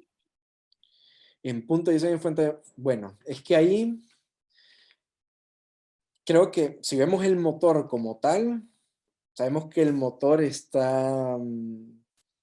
el motor realmente, aquí el problema no sería en qué condición de vuelo es, o sea, el problema sería más que todo en qué condición de vuelo está el avión, cómo nosotros le generamos esa condición a la entrada de motor. Porque puede ser, por ejemplo, que, digamos, si hacemos el modo de diseño en crucero, hacemos una optimización de crucero y hacemos la entrada de ese motor para que en crucero tenga unas condiciones geniales. Pero puede ser de que nosotros estemos en una condición diferente, por ejemplo, un aterrizaje, en las cuales tengamos desprendimientos, que son cuestiones que nosotros no veríamos en los motores actuales. Entonces ahí podemos decir de que lo que es el diseño de motores de capa límite es todavía mucho más susceptible susceptibles a cambios en el funcionamiento cuando estamos volando en condiciones totalmente fuera de diseño. Porque cuando nosotros hacemos una nacela para un avión, un nacelado, un inlet, una entrada normal, para un motor normal, todas esas curvas, todo lo que se hace está pensado para todas esas condiciones. En cambio, yo creo que cuando se diseña un motor para ingestión de capa límite, la entrada primero va a ser optimizada para ciertos tipos para ciertas condiciones de vuelo. Probablemente vamos a ver ciertos problemas y que ese tipo de entrada es mucho más sensitiva o mucho más sensible a condiciones fuera de diseño. Y ahí en ese punto, creo que esta pregunta se complementa con la anterior, y ahí en ese punto creo que sí sería interesante implementar los dispositivos de control de flujo. Y bueno, o sea, el motor de capa límite sí, estamos viendo cómo arreglar los problemas dentro de la condición de diseño. Ya fuera de condición de diseño ya hay más tela por cortar, más trabajo que hacer, pero para mí sería mucho más sensible que los motores comunes. Ok, muchas gracias. La siguiente pregunta es de Rodrigo Sánchez. Adelante, Rodrigo.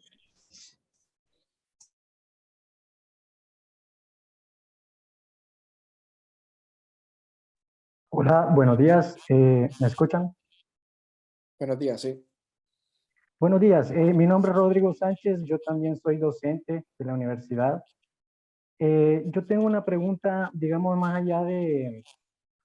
Yo entiendo que tú estás, digamos, en la parte del diseño entre el airframe, digámoslo así, y el motor, pero Sí. ¿cómo es la interacción ya después de, digamos, de los requerimientos que ustedes descubren que podría necesitar el motor, la interacción con el fabricante del motor, como lo podría ser Rolls-Royce o GE?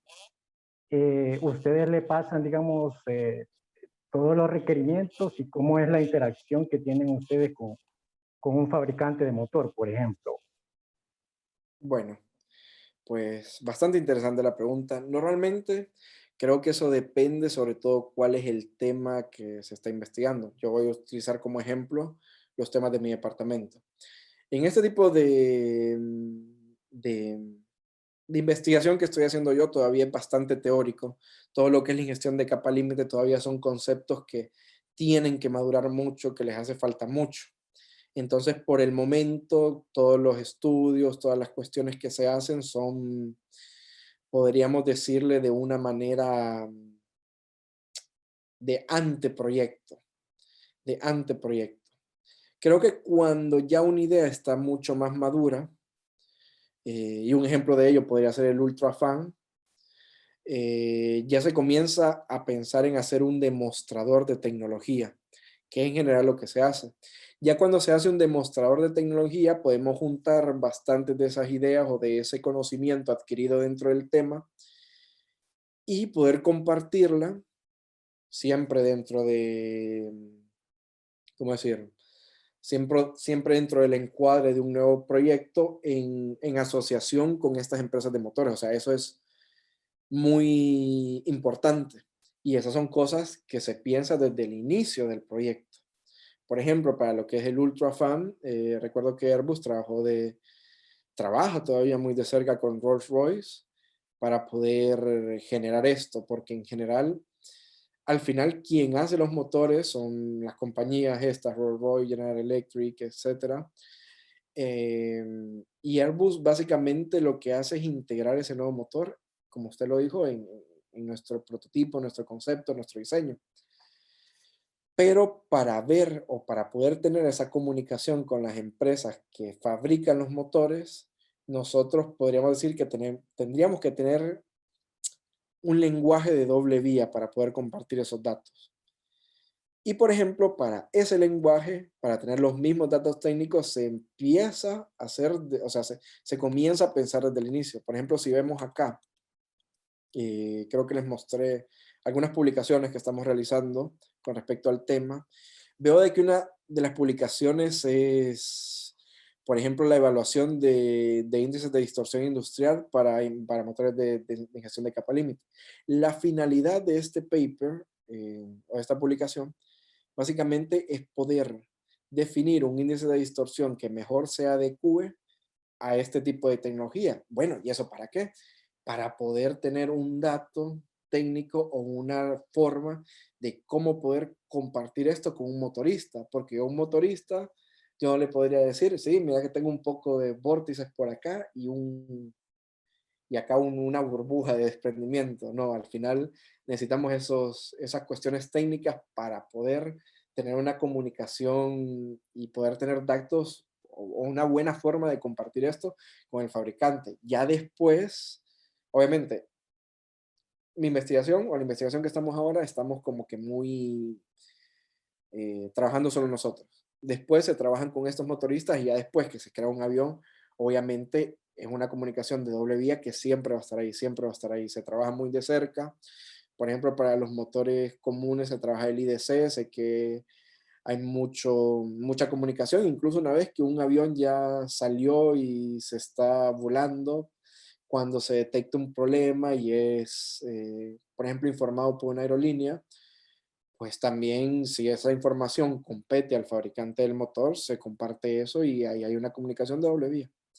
Así que la comunicación, mientras más avanzado va el proyecto, más va aumentando. Y no solo con los motoristas, sino con cualquier otra empresa externa o cualquier otro participante del proyecto que sea ajeno a Airbus. Mientras más avanzado va, creo que más comunicación hay. Ok. La siguiente pregunta es de Alejandro Enríquez. ¿Tecnologías como la propulsión por ingestión de capa límite o de open rotor se piensan utilizar también en diseños de fuselaje y ala convencionales? ¿O están pensadas para desarrollarse y probarse directamente como complemento de nuevas tecnologías de iframe como lo son Blended Wing Body? Bueno, interesante pregunta.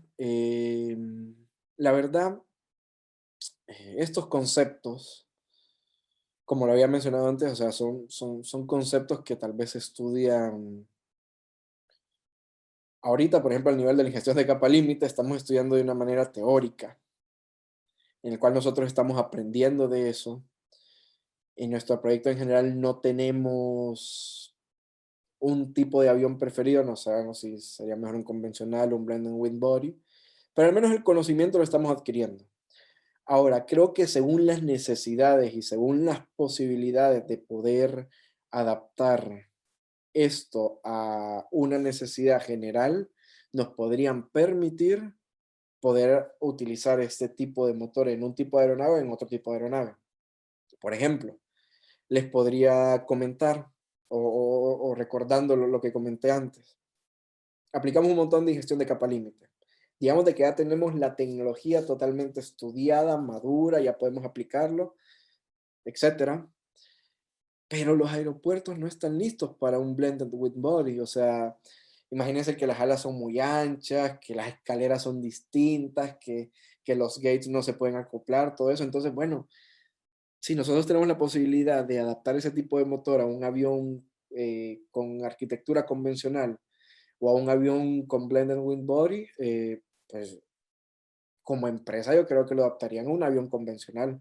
Normalmente este tipo de soluciones no van pensadas a los dos tipos, sino más a poder aplicarse en lo que mejor se adapte al mercado. Eso es viéndolo desde un punto de vista como empresa, la verdad. Así que creo que esto pues va a ser aplicado o se está pensando ser aplicado a los mayores intereses de la empresa. Desde nuestro punto de vista, también hay muchos laboratorios que trabajan con esto, que, bueno, ellos tienen un poco más las oportunidades de poder investigar en más ramas, pero al menos desde el nivel de la empresa, creo que está pensado a lo que el mercado quiere. Y eso lo veremos en las siguientes décadas. Luis está levantando la mano. Voy a ceder.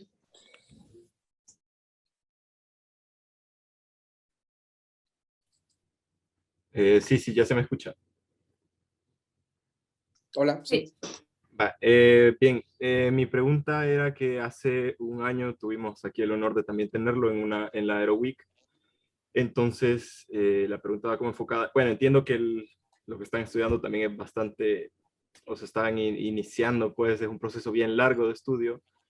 pero en este año que ha pasado, por ejemplo, veo que han publicado este paper, pero ¿qué alcance han tenido, qué han logrado o qué metas así a corto plazo tienen planteadas en este proyecto? Pues porque aplicarlo ya a la aviación en una aeronave funcional completamente, pues nos comentaba que hasta el 2040 y cosas así.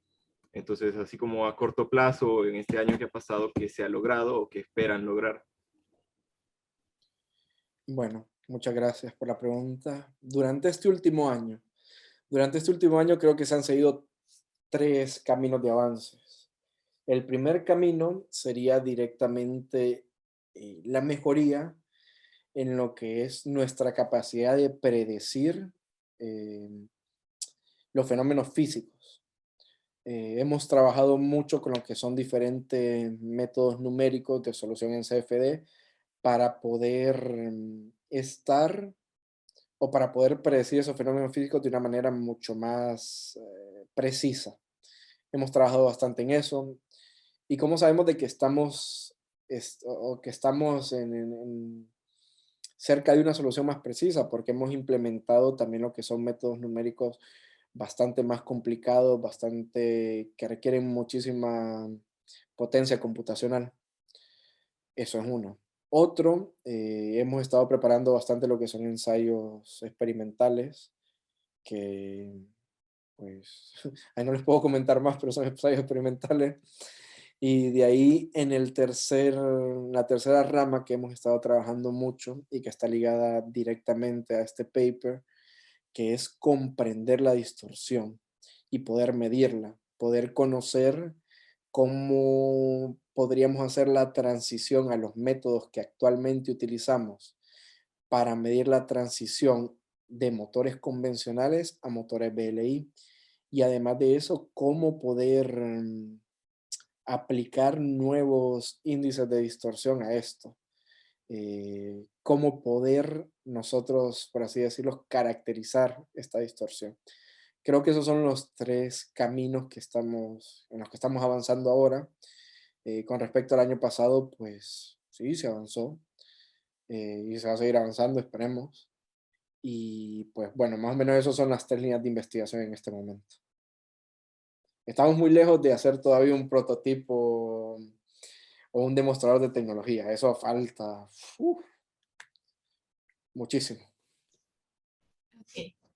Y para cerrar la sesión de preguntas, Alfredo nos pregunta, ¿qué tan viable, viable verías que que nuevos Intel de motores o en fans se utilicen tecnologías de control de flujo ya un poco más maduras como el plasma de actuators?